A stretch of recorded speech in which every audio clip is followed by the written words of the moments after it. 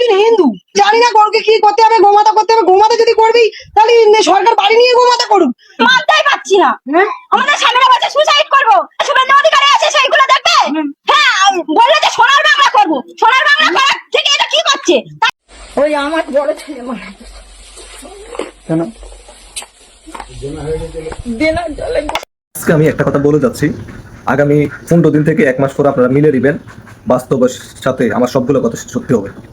এখন যারা কলকাতা বলছে আমাদের গরু আমরা বিক্রি করতে পারি না সরকার বন্ধ করে দেওয়ার কারণে, মুসলিমরা আমাদের থেকে গরু কিনছে না, যারা শুধু মুসলিমরা ঈদ করার জন্য তারা রাস্তা হাহাকার করছে, মিছিল করছে, তারা এখন মানে সোশ্যাল মিডিয়াতে আন্দোলন করছে, আমাদের গরুগুলো এখন কি হবে? আমরা অনেক টাকা দেনা রয়েছি, আমাদের গরুর জন্য কমপক্ষে এই বছর বিক্রি করার পারমিশন দেয়, মুসলিম ভাইয়েরা যেন আমাদের থেকে গরু কেনাকাটা করে।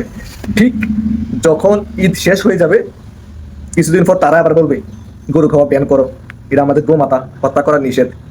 এখন ওনাদের যখন পুঁজি আটকে রয়েছে না, গরুগুলো বিক্রি হচ্ছে না, এখন ওনারা আপনাদের সঙ্গ দিবে।